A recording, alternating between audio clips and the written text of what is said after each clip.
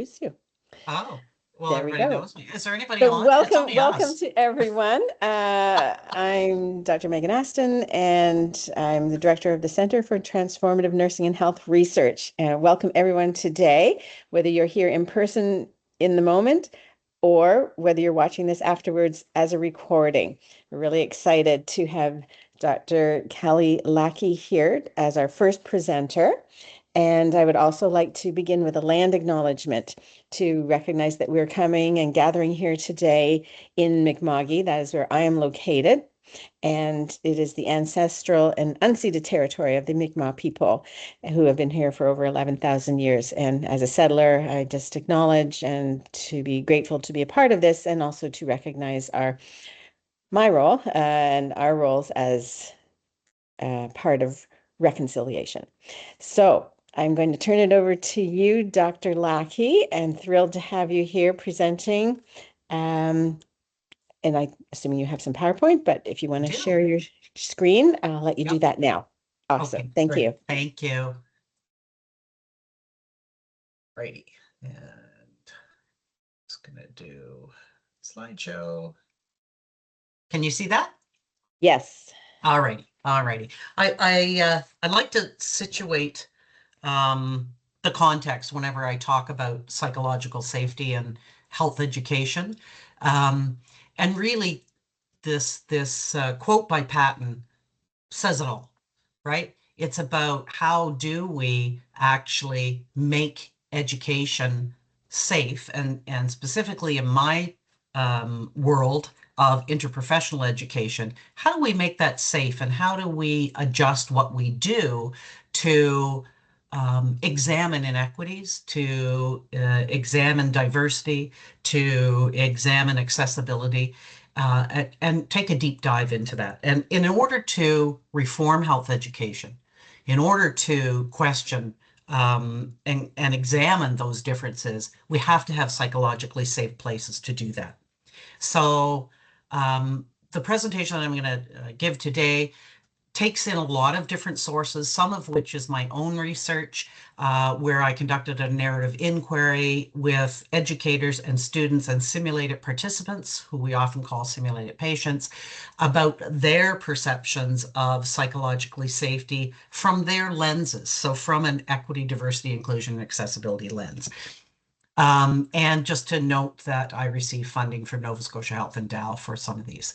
I'm going to set the stage. Not everybody, I think, uses the same definition for interprofessional education, and I wish they would. So I always start my presentations with that global definition, talk a little bit about what psych safety, health equity, and social justice are. So we're in the same space, but then talk about the relationship between psych safety and what I will refer to throughout this presentation as IPECP, which is interprofessional education and collaborative practice, and then share some of the recommendations received from participants in my study, received from a scoping review that I've done earlier, as well as the literature that's out there. So when we think of interprofessional education, it's really important to understand the three main words within that definition is about, from, and with.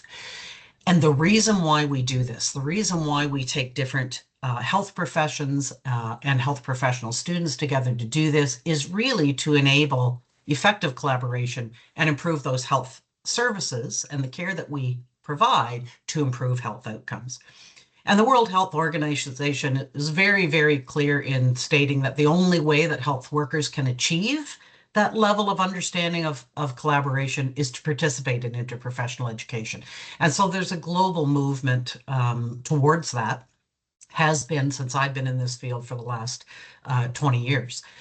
And we know that we have success in IPE when we can help to transform learners' knowledge, attitudes, skills, beliefs, behavior in relation to interprofessional care.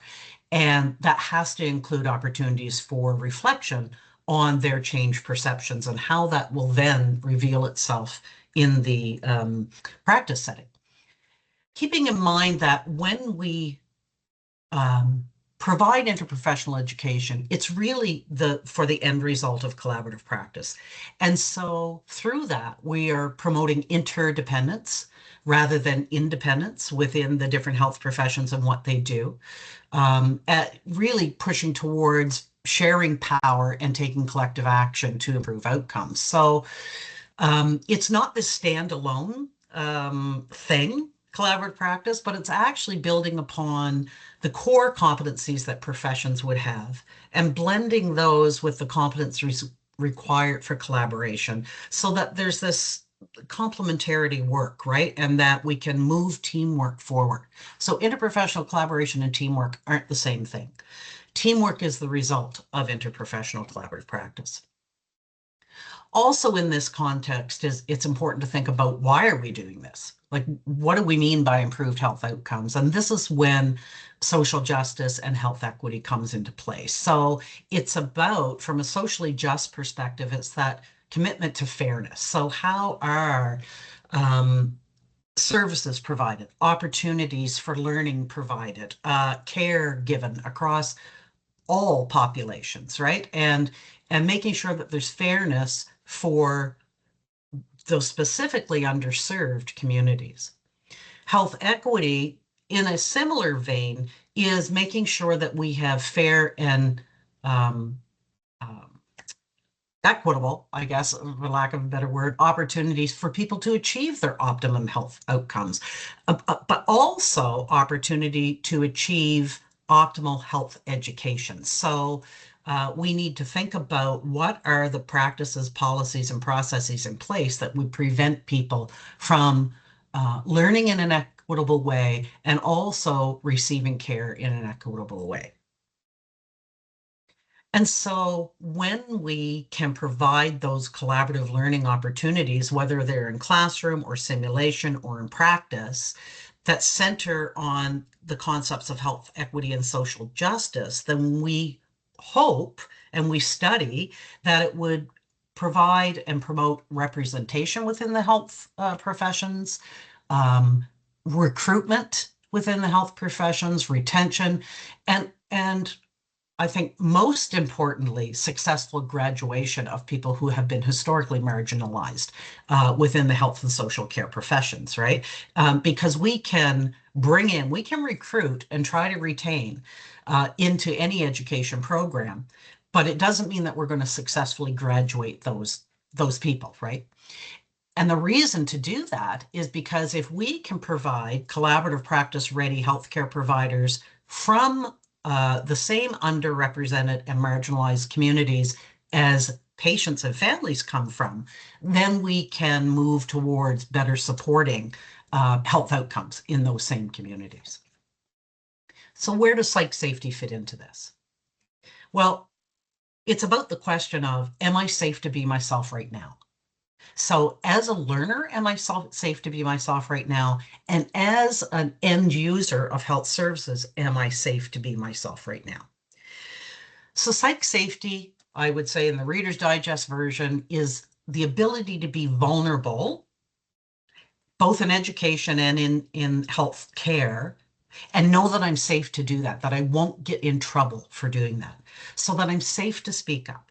I'm safe to disagree with you. As a healthcare provider and a patient, I'm safe to say, that's not going to work for me. So we need to think of something else, rather than missing out on care. For students, it's equally important to be able to share their views and ask questions without fear of getting in trouble, fear of repercussion, fear of that hanging over your head as you move through your program of study.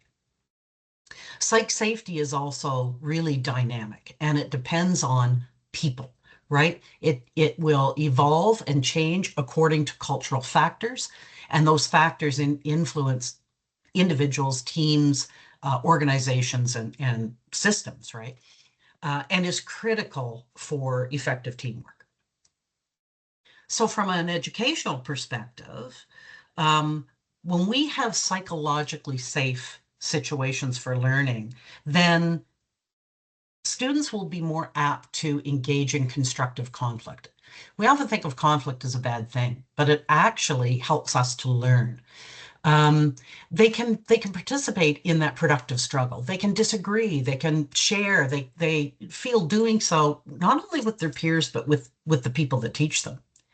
From a health practice perspective, those leaders must acknowledge their mistakes. Uh, they must encourage questions. They must encourage people to go out on a limb, and if they make mistakes doing that, they're not going to be reprimanded for that, but we're going to learn from those mistakes. And it's about facilitating those teachable moments. So it's really relational. Psych safety is a relational process, right? Um, and I love the term that my colleague Colin Conrad has called relentless curiosity.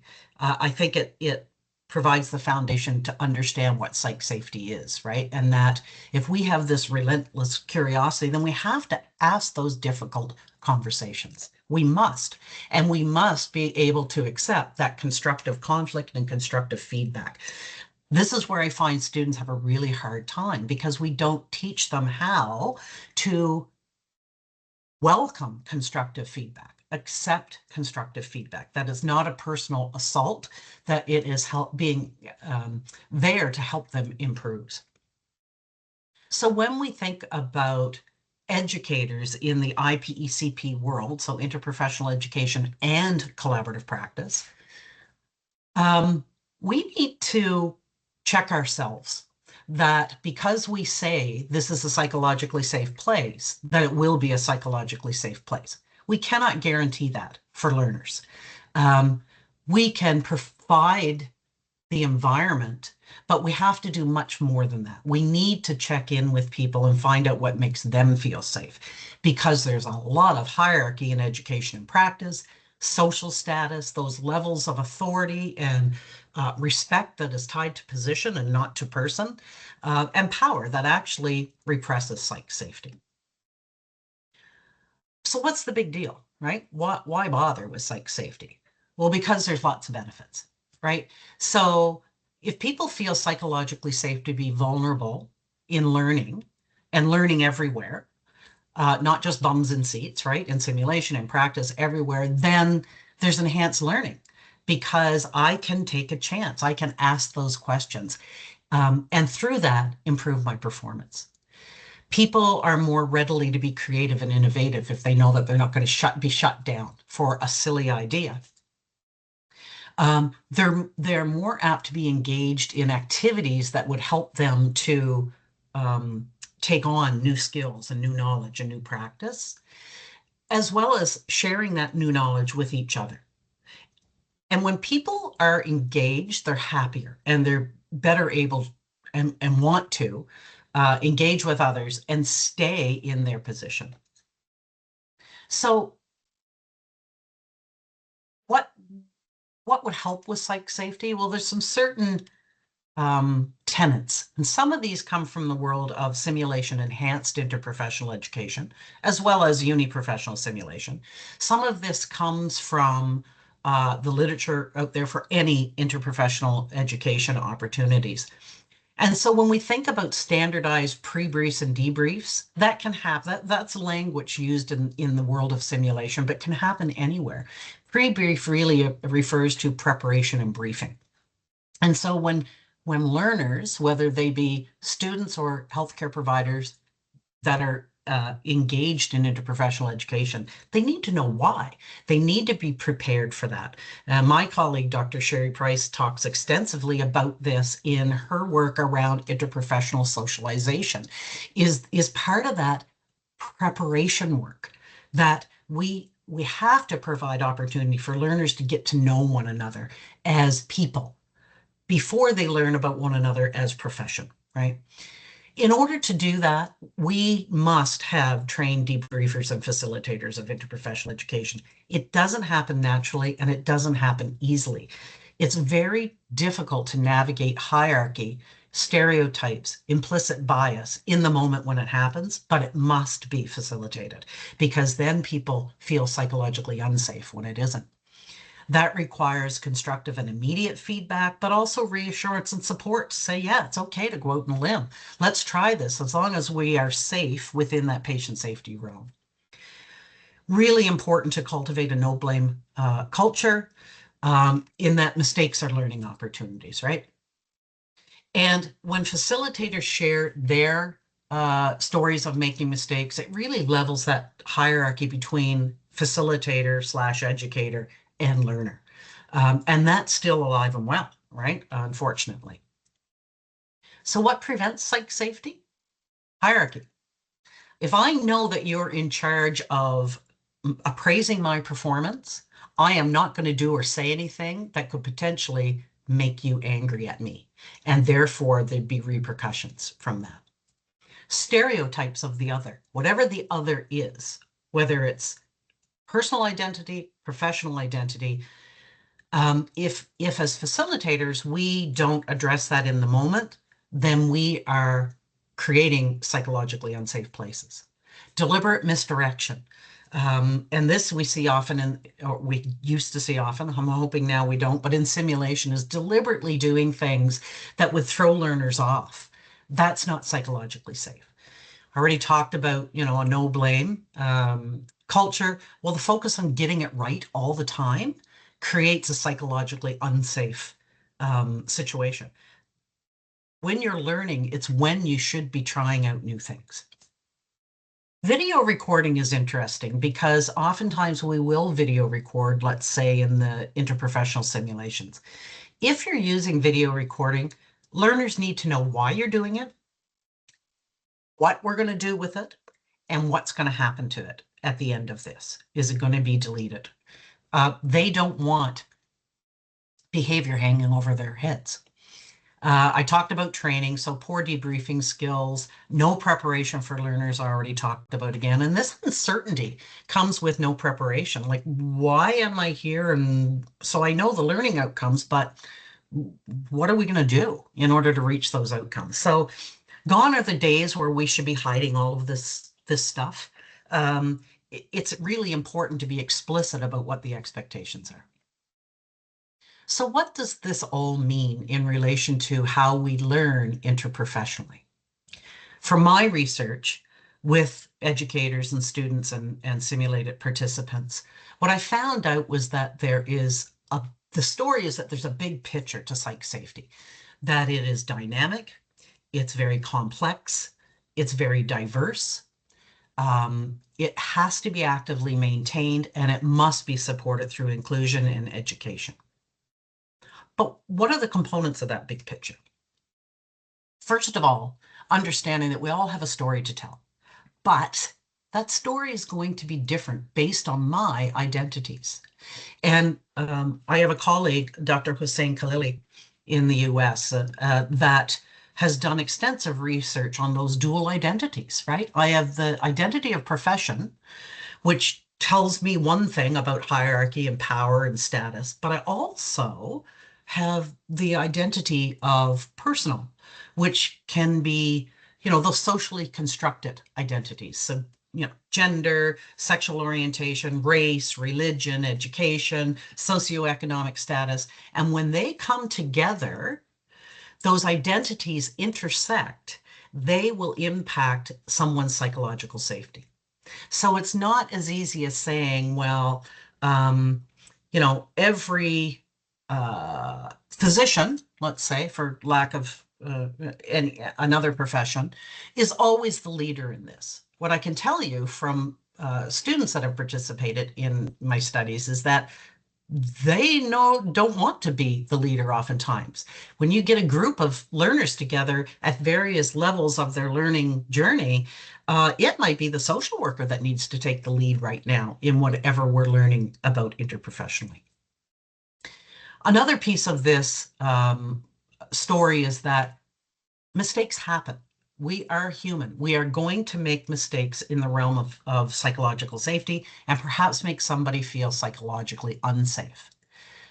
What is critical is that learners, educators, simulated participants, whoever makes the mistake, acknowledges it, learns from it, and then changes their behavior and does better next time. Without people seeing that progression, then the next time they're with you, that they will not feel as safe because they haven't seen you make that transition.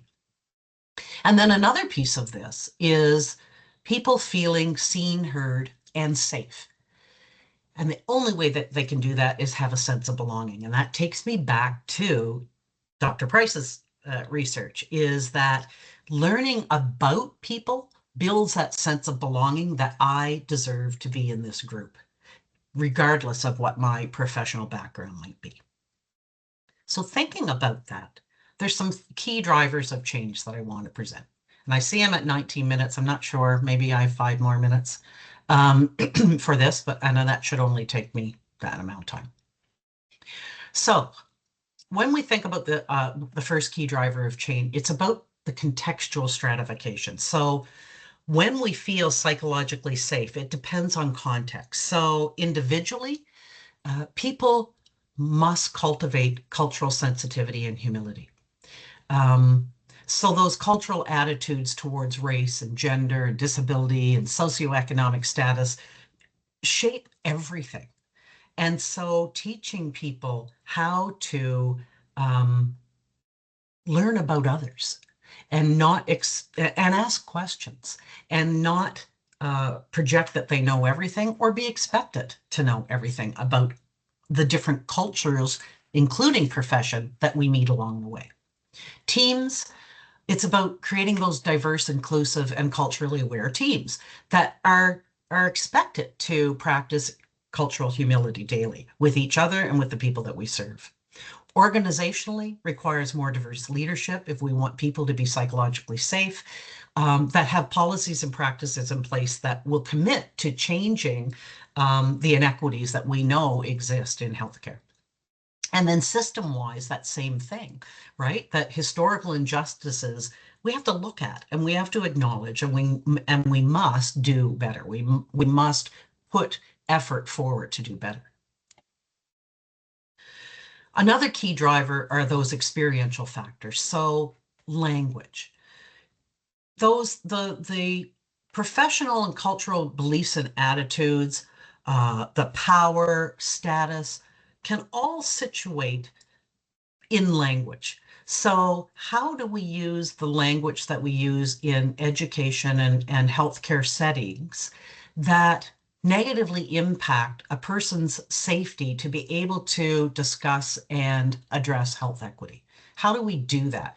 Do we have open conversation that is respectful and at the same time it can be challenging, can have those challenging conversations? From a socialization perspective, first learning about and critically reflecting upon and acknowledging their own professions, roles and responsibilities in those historical events, but also the systems that might have impacted that socialization and continue it on. So how do those systems impact patient populations? How does society impact what we do in the healthcare system? We think about historical trauma and discrimination, as well as examining your own implicit biases. Everybody has them, but stopping and realizing that they are an implicit bias, and how do I address that? There are collaborative competencies in Canada. We have the Canadian Interprofessional Health Collaborative. And at this point, I am vice chair of CIHC. And we have had interprofessional collaboration and competency since 2010, most recently revised in 2024, that help to provide a common understanding and a language. We get back to the language piece, right? That would address inclusion, diversity, equity, accessibility, social justice, to determine if interprofessional facilitators have that capacity to manage that hierarchy, the turf protection, the inequities that always arise in interprofessional learning, and how do we deal with that is critical to psychological safety. Representation, we've heard about it a lot in literature, certainly in my own research, that people want those that are caring for them to be from similar diverse backgrounds that they are. It provides psychologically safe care for the end users, for the patients and families within the system. And then interprofessional experiences are critical if we're going to advance psychological safety. So those community-based experiences, different clinical rotations and field work that would work to advance and address and examine health equity within the system. A third driver is critical reflection and critical reflexivity. And two arms of that is funding. So really looking at, or I'm sorry, not critical reflection using within the healthcare system factor. So how is funding for education provided? Is there funding for interprofessional education? Is there funding in the healthcare system for interprofessional education? We've got a lot of people within the system that are working that have never really considered this or had to consider it. And this is where the reflection and reflexivity comes in. So we need to teach people how to reflect on those normative structures and practices in society, but also to turn inward. What does that look like with your own world position? So recommendations.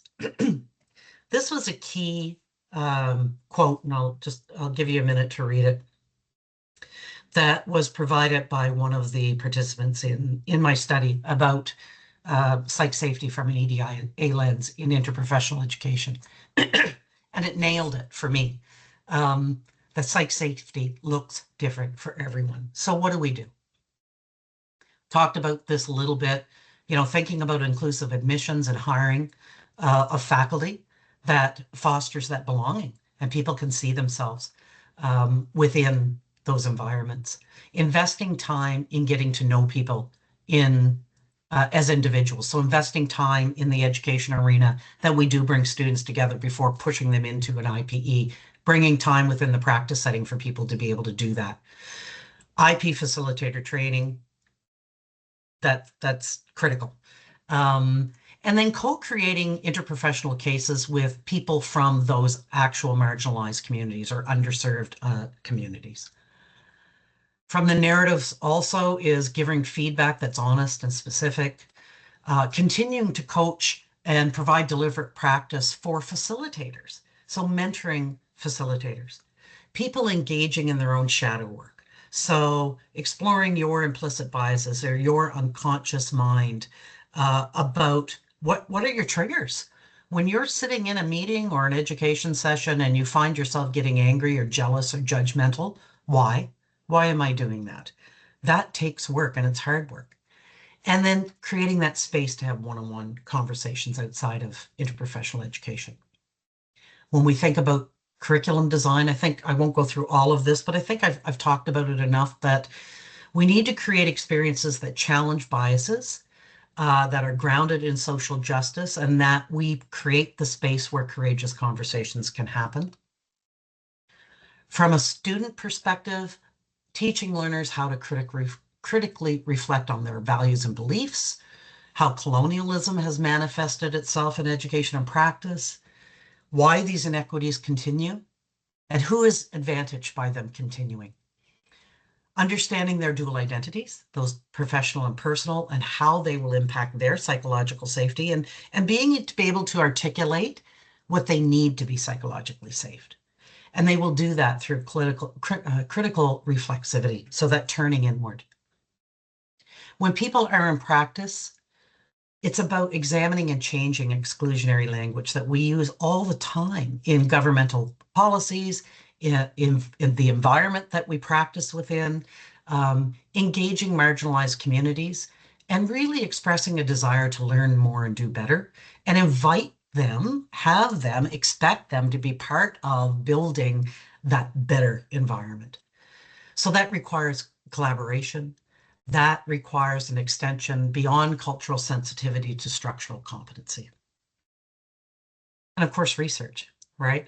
It's important for me and others within my field to continue this in very, very important research and collaborate with representative communities, evaluating the impacts and the outcomes of research And are we actually asking the questions that need to be asked and studying them in ways that need to be studied? And I'm really pleased to share that I sit on a group called Interprofessional Research.global, and we held our pilot Summer Research Institute specifically for IPECP research last year, and we will be running another cohort in June of this year to actually help people in this field to extend the evidence base within the field. Because it's not enough just to know. We need to apply. And it's not enough just want to do something or want it. We have to do it. So here are my references. Happy to share those with folks. There's lots of them. And I will close down my presentation. And Thank happy you. to answer any questions. Thank you so much. Our second speaker is not available today, so we have a bit more time to discuss and ask questions. If I may just kick us off with a comment and a question. Of course, I'm really excited about simulation. It's not an area that I work in, but really loved listening to your presentation about inclusivity and just being able to look at being safe from that perspective. So I think back, 20 something years ago, doing reflective journals within a lot of our nursing courses. And I would always have this activity for everyone to reflect upon their own social positionality.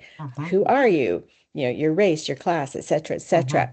But just on your last slide, yeah, we can do the theoretical work and hopefully, internally, maybe individually do that. But what I think in the last 10 years with this simulation and your research, how do you put it into practice? So, we've always had those sort of simulations. How do you talk to families? How do you do the interviewing? How do you do the assessment, from your own location? But it's so complex and the world has changed.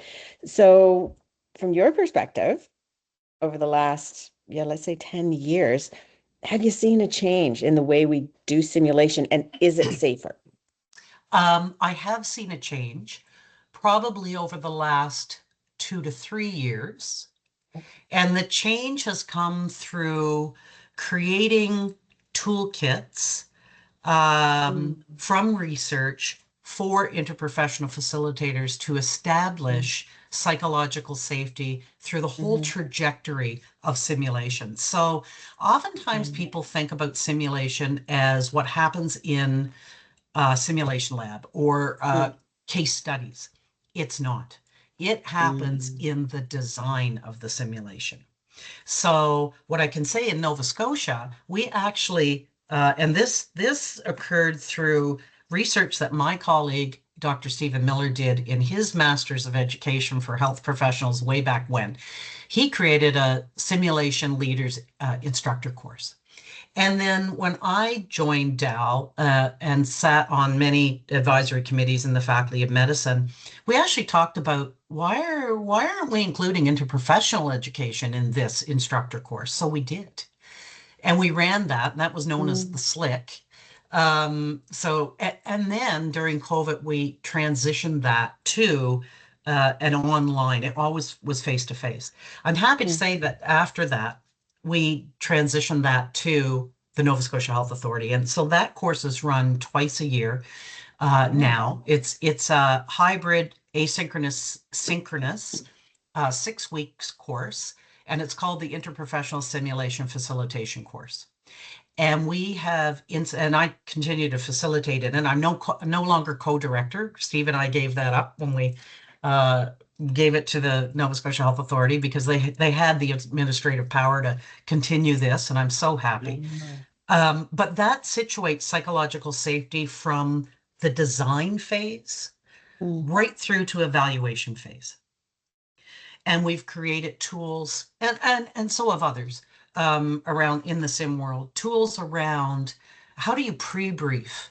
How do you prepare and brief learners that are coming into simulation from the get-go? How do I make that psychologically safe?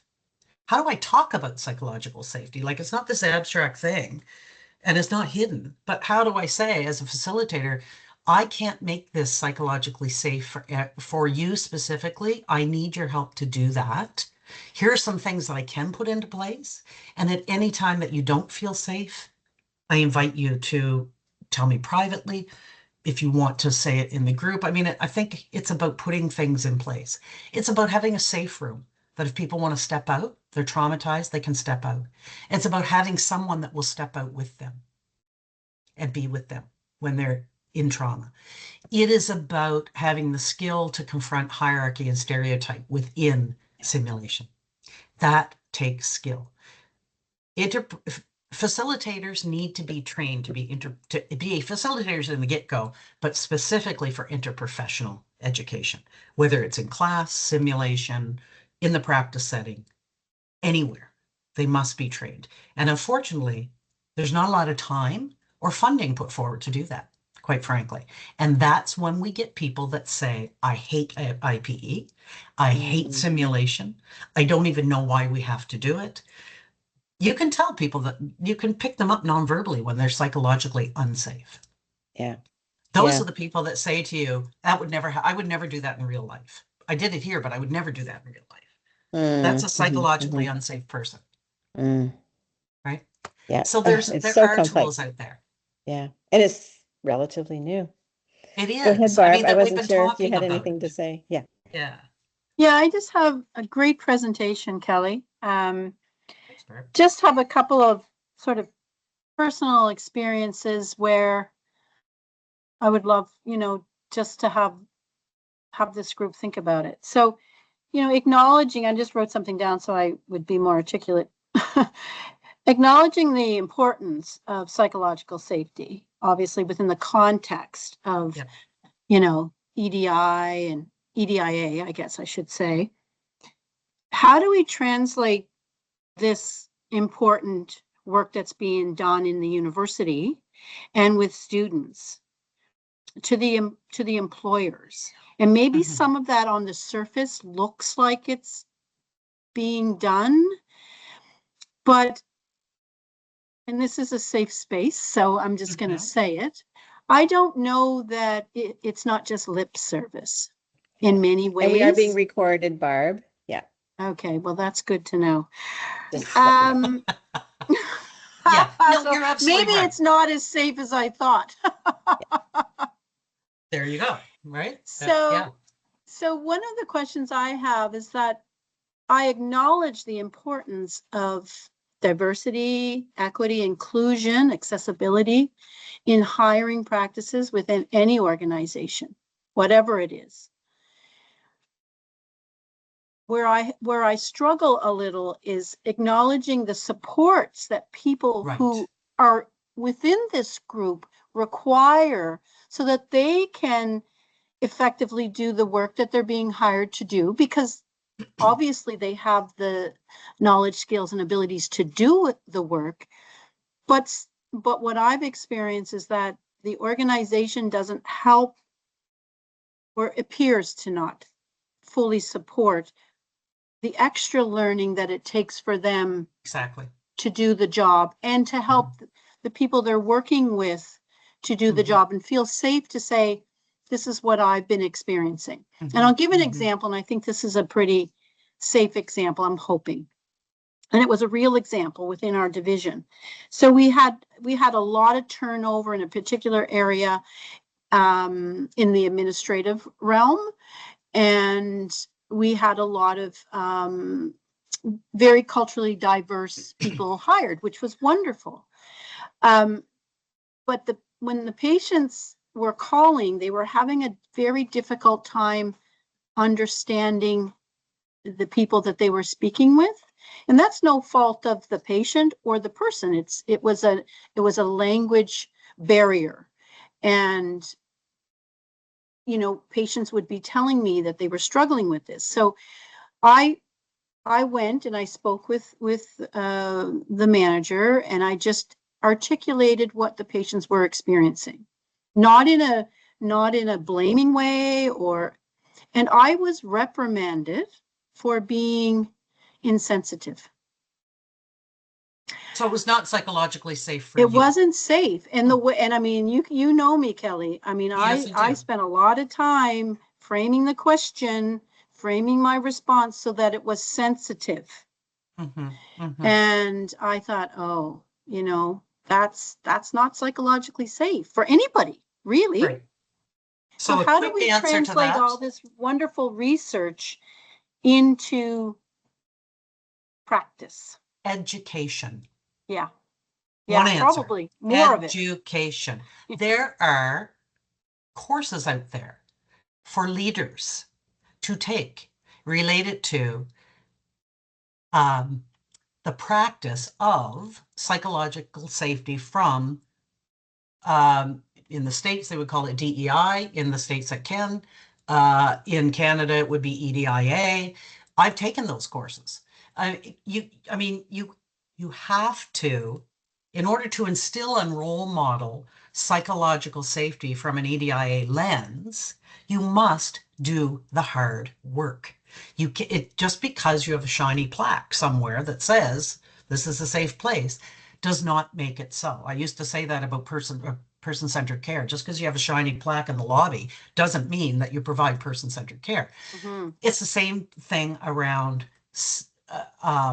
health equity and social justice. Just because you say those words without the background education, and I alluded to that earlier in the presentation, this doesn't make it takes work. It doesn't make it so. So my answer to you is, if an organization is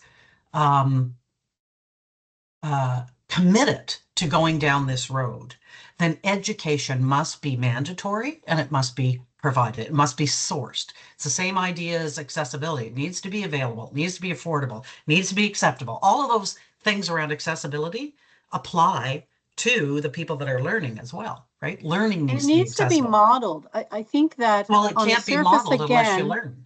Yeah, but let's say we go with the assumption that everybody's doing the modules and everybody's learning about EDI and everything they should, and they're ticking the boxes, but it's not, in the example that I gave you, that's not modeled, right? Right. It's not, I can tick a box, but that doesn't mean that I've eternalized the information and I understand it and I can apply it in a sensitive way.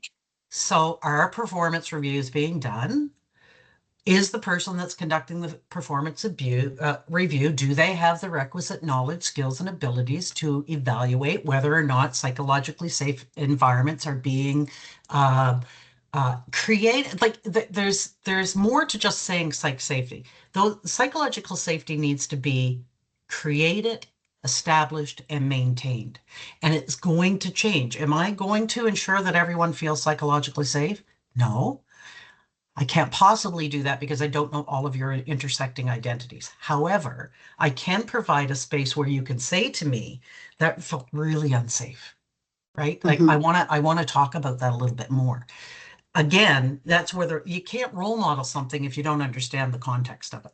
Yeah. And I would say that for students and for practitioners, right? Yeah. I mean, unless I have the education and I do the hard work. It's hard work to look at your biases. It's hard work to critically reflect upon, what do I think about and what really bugs me about that person or the thing that they're doing or how they're presenting themselves. That's on me. That's not on the other person. And even the unconscious bias, right? Well, I would argue it's not even it's not unconscious. No, but it's implicit. For me, when I reflected back, I thought, well, maybe the way I presented this, I had unconscious bias. I thought I understood and respected the process. So, but when you're in an environment that's not completely psychologically safe, you are going to internalize that. That's my, I made the mistake. I wasn't sensitive enough. Perhaps I shouldn't have said it this way. I really loved your presentation. I think that it gives a lot of food for thought, which is. And I think remembering that psych safety is relational. Yeah. And so folks that are undertaking that need to understand what relational leadership is. need to understand, what is my leadership style? Am I autocratic? Am I transactional? Am I transformative? Am I authentic? Am I a servant leader? Like, do we actually have people doing that work? And if they aren't, it's time to start. And then weave psych safety into that. Am I collaborative? All of that fits within the realm, because IPE just doesn't happen in school. It should be happening in practice. Collaboration should be happening in practice. There needs to be funding for education in practice. Yeah, absolutely. Absolutely. Right? People aren't going to learn everything that they need to know in an entry-level degree or even a graduate degree. No, that's right. That's right. Anyway, so you said that what was developed is now in NSH so that employees can take this course? The Interprofessional Simulation Facilitation course? Yes. Yeah. Yes. And we have, there's been hundreds. Since it's been running, from an interprofessional perspective, I think since 2017, 18. And this iteration has been offered through Nova Scotia Health since 2022, I want to say. And it is open to all of Nova Scotia Health, Faculty of Health, Faculty of Medicine. There's tons of people. Is it that virtual, enroll. Kelly? Is it virtual? Is it in person? How does it run?